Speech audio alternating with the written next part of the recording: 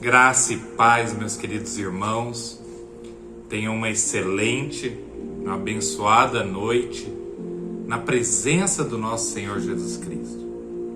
Que nós possamos aprender aquilo que Deus quer falar conosco, que os nossos corações estejam abertos, as nossas mentes atentas, para que Deus possa nos despertar para aquilo que Ele deseja de nós, como seus servos. A palavra que eu queria falar hoje é sobre a primeira carta a Timóteo. Paulo escreveu essa carta provavelmente na cidade de Filipos, por volta do ano 63 depois de Cristo, entre a primeira e a segunda prisão dele em Roma. Considerado uma carta pastoral, uma carta dirigida a pastores, e é dirigida a um pastor, o pastor Timóteo, filho na fé de Paulo, um jovem pastor que Paulo tinha deixado na principal cidade da Ásia Menor, na principal cidade da Grécia, aquele cantinho do mundo onde o cristianismo estava explodindo, onde foi o começo de todas as coisas. E Timóteo era muito jovem, ele era filho de um homem grego, mas de mãe judia, e avó judia também, e elas haviam ensinado ele a como ser um judeu, um bom judeu. Paulo havia mostrado para ele tudo que ele precisava aprender sobre Cristo e havia deixado ele naquela igreja. Ele escreve a carta de 1 Timóteo para mostrar para Timóteo sobre as heresias, sobre como tratar os irmãos, sobre de que forma um pastor deveria se comportar. Eu queria que vocês abrissem suas Bíblias na primeira carta de Timóteo, capítulo 4, o versículo 12 até o 16, que é a palavra que nós vamos estar estudando hoje. Minha Bíblia diz assim, 1 Timóteo 4, do 12 ao 16.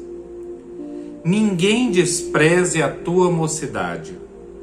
Pelo contrário, torna-te padrão dos fiéis na palavra, no procedimento, no amor, na fé, na pureza. Até a minha chegada, aplica-te à leitura, à exortação, ao ensino. Não te faças negligente para com o dom que há em ti, o qual te foi concedido mediante profecia, com imposição das mãos do presbitério.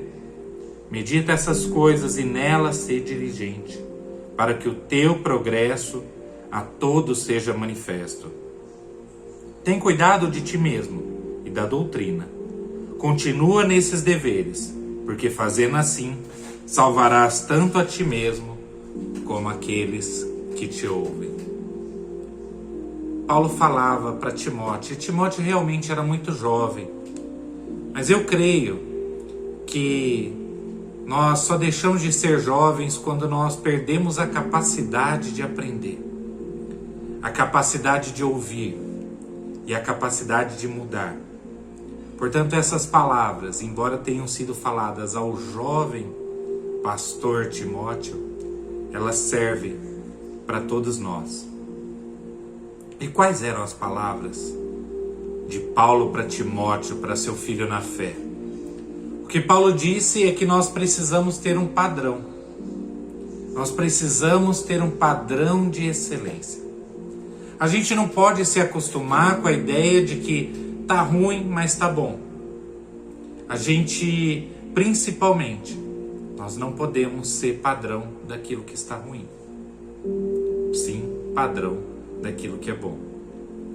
Deus quer que nós sejamos referências. E, amados, referências nunca vão faltar. Mas quais são as referências da nossa nação nos dias de hoje? Quem são as referências do nosso país?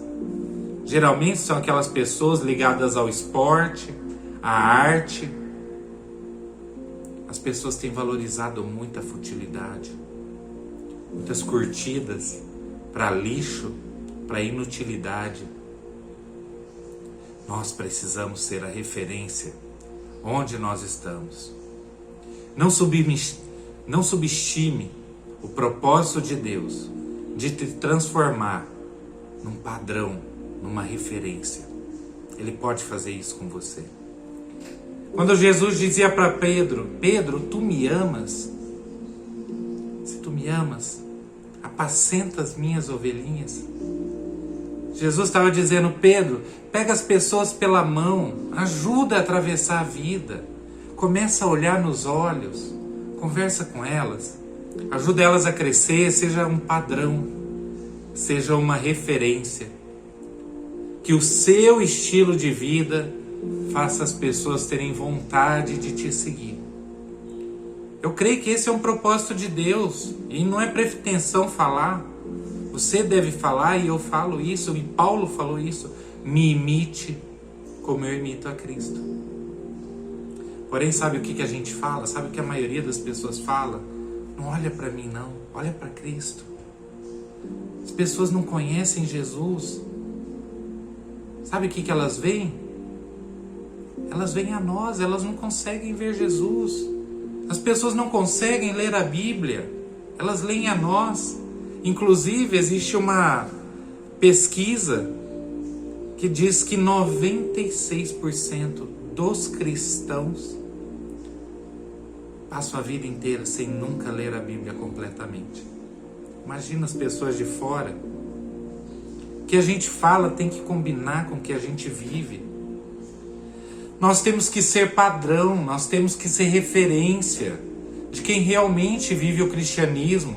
Porque o cristianismo hoje em dia ele está muito desmoralizado. Porque as pessoas colocam Deus lá no templo. Mas o que acontece com a vida delas, da porta para fora da igreja, tira a credibilidade. Ela não vive aquilo que ele fala. Quantas vezes você já ouviu isso? Se é para ser crente, se é para ser cristão igual aquele lá, eu prefiro não ser. Isso tira o crédito, tira a credibilidade. E o que dá credibilidade é a nossa vida combinar. A gente não ter nada obscuro, ter integridade, a gente falar para as pessoas: viva como eu vivo. Organizem a sua vida como eu estou organizando. Liderem como eu estou liderando. Faz sentido isso para vocês? Sim ou não? Então essa noite eu queria compartilhar isso com vocês. Deus está chamando você, eu, todos nós para sermos uma referência. E isso significa que eu não vou errar, que eu vou ser perfeito? Não. Veja a indústria de carros. Quando existe um problema em alguma das peças, eles fazem um recall. Dizem: identificamos um problema em tal componente do carro. E ela chama lá para reparar o erro, sem custo nenhum para você. Então, o erro pode acontecer, mas ao ser identificado o erro, existe o conserto, a reparação imediata. É esse o padrão que Deus quer que vivamos, um padrão de referência. E o que Paulo fala para Timóteo? Onde você deve ser padrão, Timóteo? Em primeiro lugar, seja padrão na palavra. Seja uma pessoa que ama a palavra de Deus. Não leia somente porque você vai falar com alguém, ou somente porque você vai dar a lição ou ver a lição da escola bíblica, ou nem isso, às vezes. Lê para você, para se relacionar com a palavra de Deus, fazer perguntas para Ele, ansiar pela resposta. Ah, pastor, mas eu não tenho tempo. Todos nós temos 1440 minutos todos os dias. A vida é uma torneira aberta, amados, que a gente não pode fechar. E você só pode definir como você vai usar essa água. O mesmo tempo que você tem é o mesmo tempo que eu tenho. é o mesmo tempo que todos nós temos. E eu penso que muitas vezes as coisas que a gente perde tempo em fazer não é aquilo que Deus quer pra gente. Não é aquilo que Deus quer que a gente faça. E não vai ter a menor relevância no futuro. Muitas vezes a gente atribui à nossa vida tanta coisa, mas tanta coisa. E ao invés de levar uma vida mais simples, menos complicada, então começa a faltar tempo. E não é que está faltando tempo. É que quando a gente valoriza uma coisa, a gente prioriza essa coisa. Quando a gente valoriza, a gente prioriza. Lembre-se disso. Então, quando eu olho para a minha vida e digo, essa semana eu não mergulhei na palavra, não é porque eu não tive tempo, é porque eu não valorizei. E daí a gente tem que pedir a ajuda do Senhor para redescobrir a alegria na palavra de Deus. Ah, pastor, mas eu não entendo muita coisa. Amados, a gente tem tanto recurso, mas tantos recursos. Tem gente para perguntar, tem onde pesquisar. Fé cristã envolve isso. Olha o que Paulo fala para Timóteo. Medite nestas coisas. Se ocupe com isso, para que o teu progresso seja visto por todos. Você não pode ser a mesma pessoa de 2 anos atrás. Timóteo, você não pode ser a mesma pessoa que eu te deixei aí. Você tem que crescer, você tem que melhorar. Se você é exatamente a pessoa de 2 anos atrás, alguma coisa está errada, Timóteo. Seja uma pessoa que seja referência na palavra. Também Paulo fala, seja uma pessoa que seja referência no trato. A maneira com que você trata as pessoas e como você trata as pessoas tem muito a ver com se você se conhece. Em primeiro lugar, a palavra. A ação do Espírito Santo nas nossas vidas. Porém, também é importante a gente se conhecer, conhecer o nosso temperamento, saber quais são as virtudes do nosso temperamento, saber quais são as fraquezas do nosso temperamento. Isso me lembra um livro bem antigo do Tim LaHaye, Temperamento Controlado pelo Espírito Santo. Mas eu queria mostrar que a ciência também estuda isso. Ela classifica os tipos de pessoas. Não pode rotular, não. Mas ela mostra que tem pessoas, por exemplo, que a ciência chama de dominantes. E essas pessoas são muito focadas em resultados.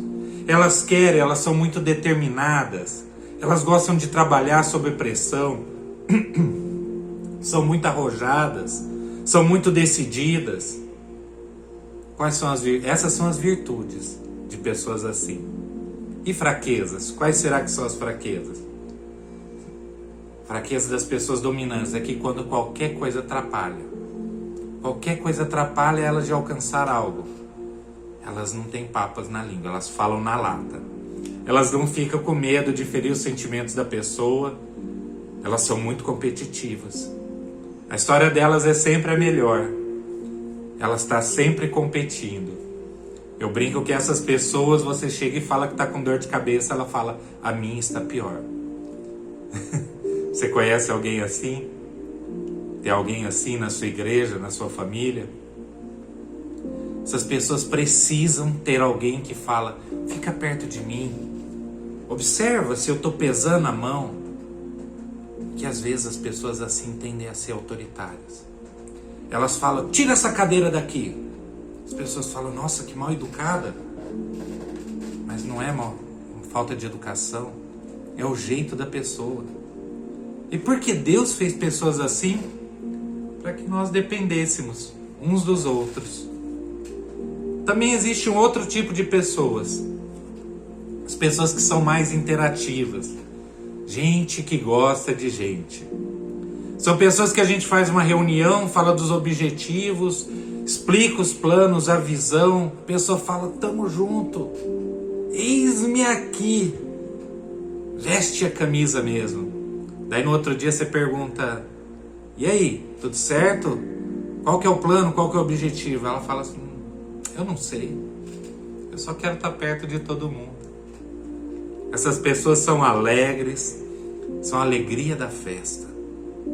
Só que muitas vezes elas são desorganizadas, horário para elas difícil, compromisso, elas esquecem das coisas, mas são muito intuitivas. Não lê nada. Elas dizem, no final vai dar tudo certo. Se não deu certo ainda, é porque não chegamos no final. Mas às vezes ela descobre que a vida não é assim. Uma pessoa assim, quando fica relaxada, ela fica sorrindo, ela fica assim. Sabe aquela pessoa que está conversando com você e está sorrindo? Elas falam tocando. Qual é a virtude de uma pessoa assim? Elas conectam pessoas.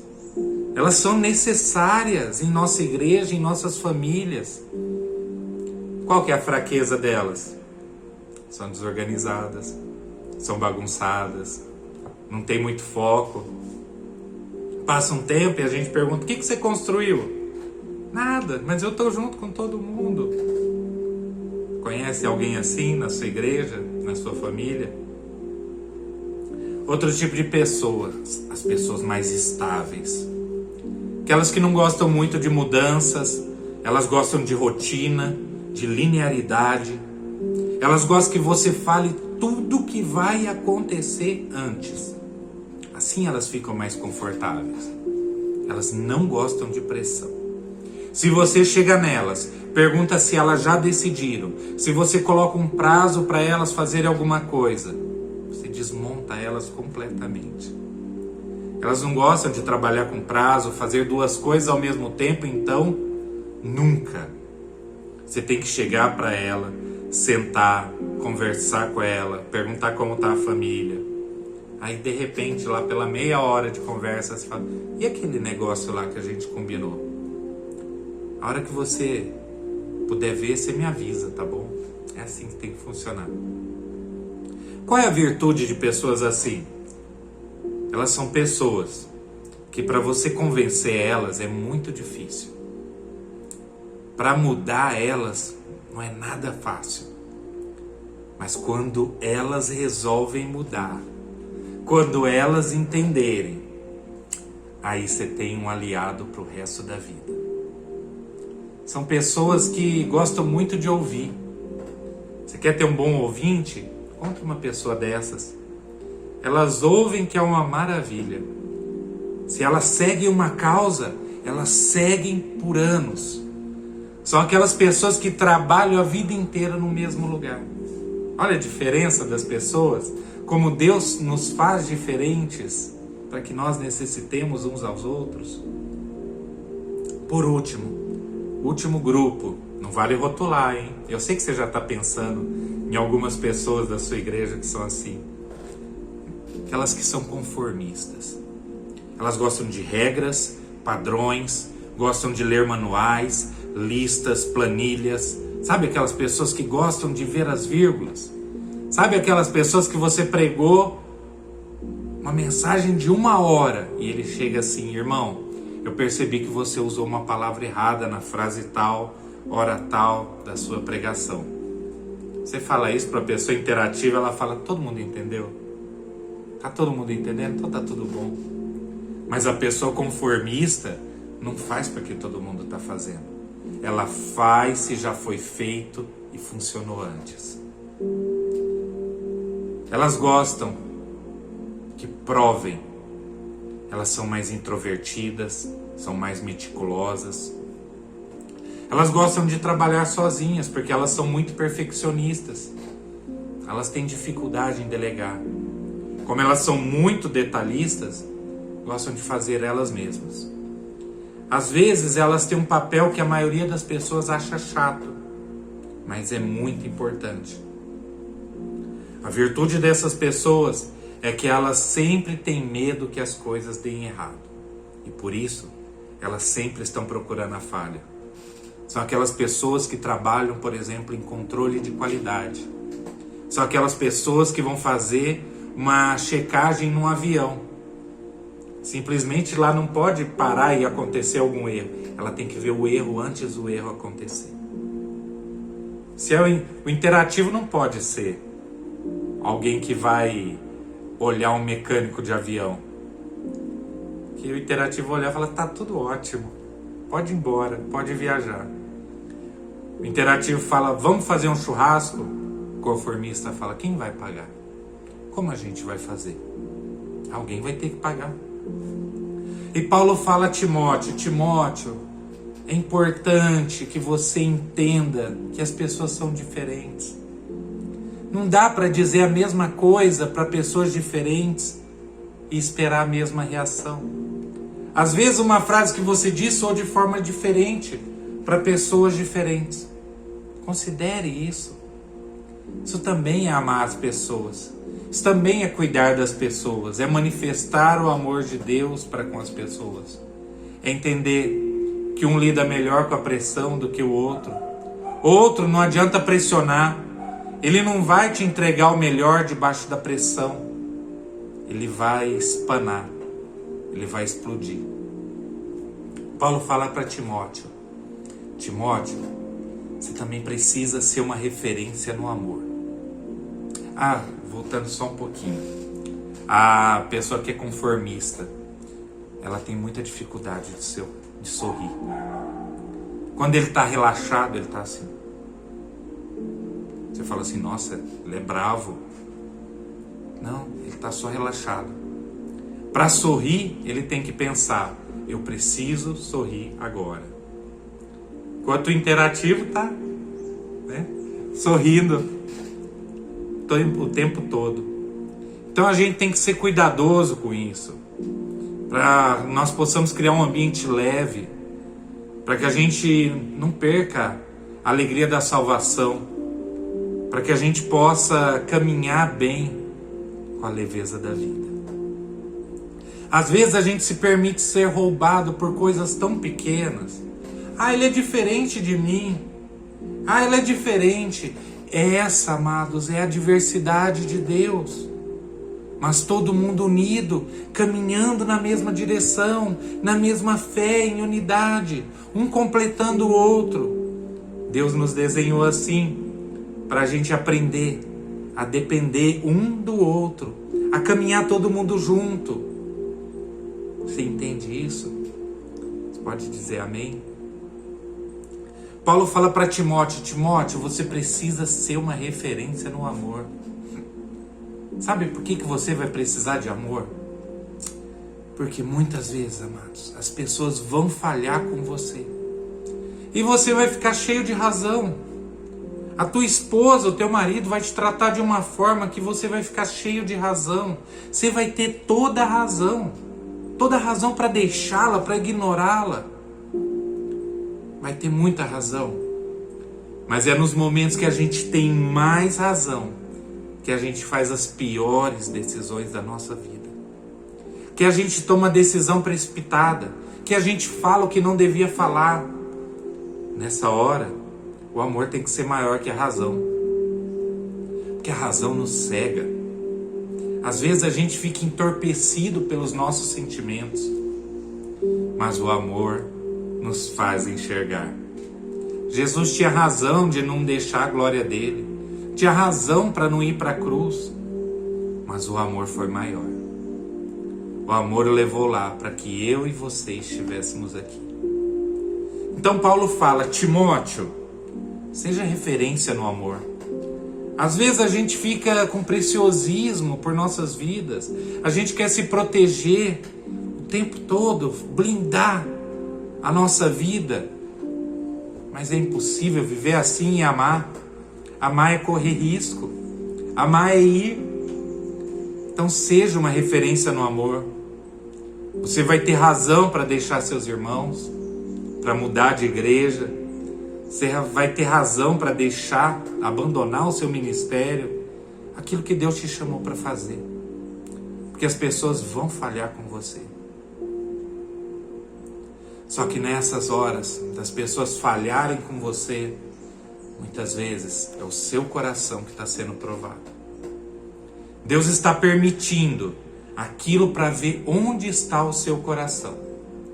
E se nessa hora a gente amar, a gente vai falar: Senhor, nessa hora eu estou cheio da razão, mas o Senhor está me lembrando que nesse exato momento eu estou sendo provado. Então, Senhor, me ajuda a ser aprovado, que eu tenha atitude correta no meio disso. Paulo fala para Timóteo: Timóteo, seja uma referência no Espírito, seja uma pessoa mais fervorosa, seja uma pessoa de mais oração, seja uma pessoa que se prostra mais na oração.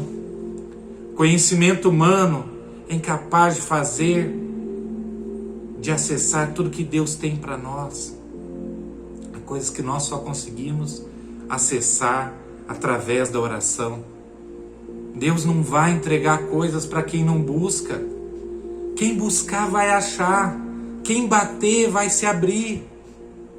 Então seja uma referência no Espírito, seja uma referência na fé. Tenha fé, viva com base no fato de que Deus não se assusta com nada, que não existe nada em nossa vida que pega Deus surpreendido. Está tudo no controle do Senhor.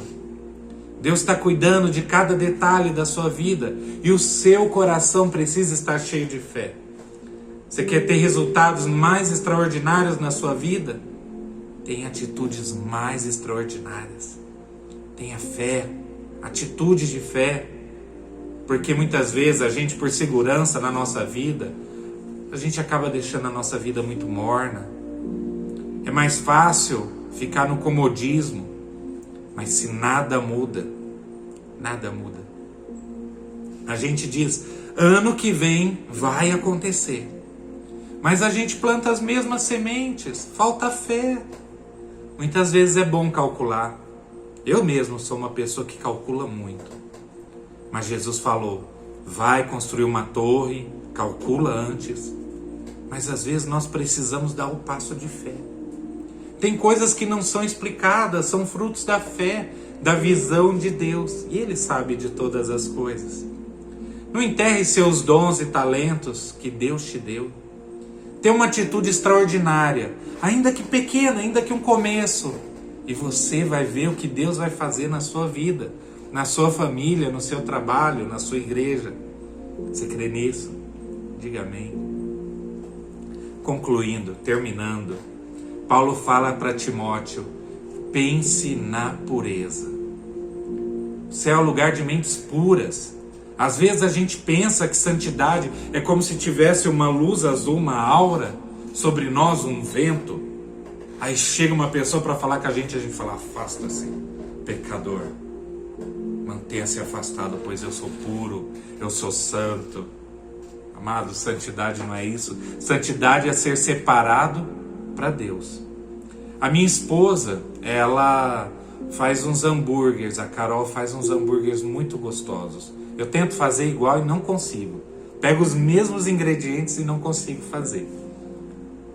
E se deixar, as crianças comem tudo. Não sobra nada. Se eu não tô, ela separa aquele meu para eu comer. E é interessante que aquele que ela separou é igualzinho àqueles que as crianças comem. Só que é separado para mim. Você parece ser uma pessoa igual às outras, mas você é separado para Deus. Você é santo ao Senhor. E quem vive isso tem uma mudança de cultura. A sua cultura passa a ser a cultura do reino. E a cultura do céu é muito mais espetacular. Então na sua casa você pratica a cultura do céu, no seu trabalho você pratica a cultura do céu, na sua igreja então você pratica a cultura do céu. Você faz aquilo que fala Paulo lá em Romanos capítulo 12, 1 e 2. Portanto, irmãos, rogo-lhes pelas misericórdias de Deus que se ofereçam como sacrifício vivo, separado, santo e agradável a Deus. Esse é o culto racional de vocês.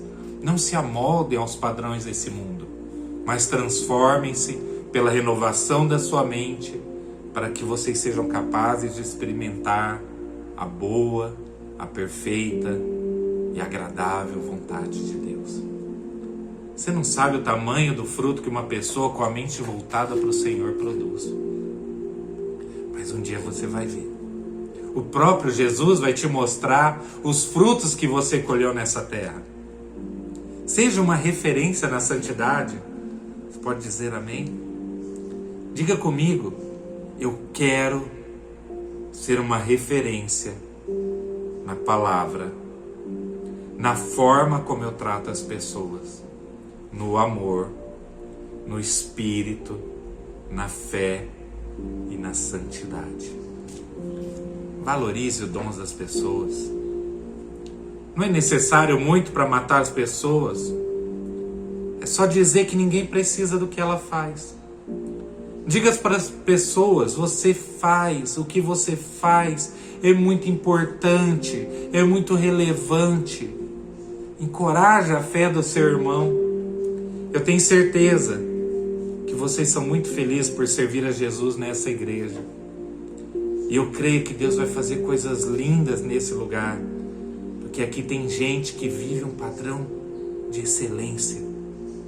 Sempre entregue o seu melhor para o Senhor. Queria terminar com uma história sobre alguns fabricantes de vinho lá na Suíça, longe daqui.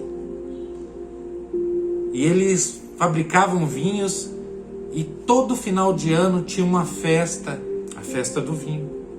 E eles traziam o seu melhor vinho e tinham um grande barril na praça, no centro, e cada um despejava 1 litro do seu melhor vinho, uma garrafa do seu melhor vinho.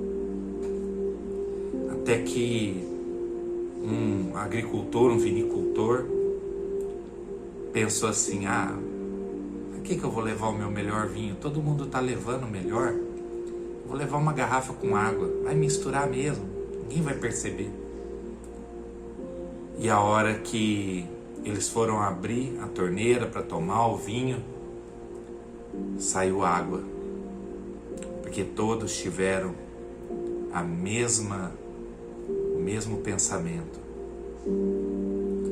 A ausência da minha parte não fará falta, mas sim, faz muita falta. Nós precisamos de todos. Nós vivemos um corpo, nós vivemos a unidade. E a cada dia vamos entregar o nosso melhor para Deus. E assim a festa vai continuar. Eu queria falar que Deus te abençoe demais. Que abençoe a tua casa, que abençoe a tua família. Descansa teu coração no Senhor, que Ele vai tomar conta de tudo. E eu queria orar com vocês. Pai, no nome de Jesus nós chegamos ao Senhor, meu Pai. Nós pedimos, Pai, para que nós sejamos, Senhor, uma referência na palavra, no trato com as pessoas, no amor, no espírito, na fé, na santidade, Pai. Que nós possamos andar em unidade, que possamos fazer essa igreja crescer e ganhar pessoas para Cristo, que nós possamos ter nossas vidas transformadas e a partir delas transformar a vida das pessoas que estão perto de nós, meu Pai. Pai, nos usa, Senhor. Nos usa para ser luz, nos usa para nós sermos o sal dessa terra, meu Pai. Aonde o Senhor nos plantou, aonde o Senhor quer, meu Pai, que nós façamos a diferença. Pai, que nós não deixemos as nossas fraquezas, os nossos defeitos, meu Pai, tirar aquilo, a visão, a missão que o Senhor tem para nós, meu Pai. Timóteo era muito jovem, meu Pai, mas Paulo o encarregou e o Senhor o fortaleceu. Nos fortalece, Senhor. Nos abençoa, meu Pai, para que nós possamos fazer a Tua obra nessa terra, meu Pai, a começar do lugar onde nós estamos mais perto. Em nome de Jesus eu peço, meu Pai, preserva a unidade, preserva o teu corpo e abençoa, meu Pai, a tua noiva, no nome de Jesus. Amém. Amém. Deus abençoe todos vocês. Tenham uma excelente noite na presença do Senhor.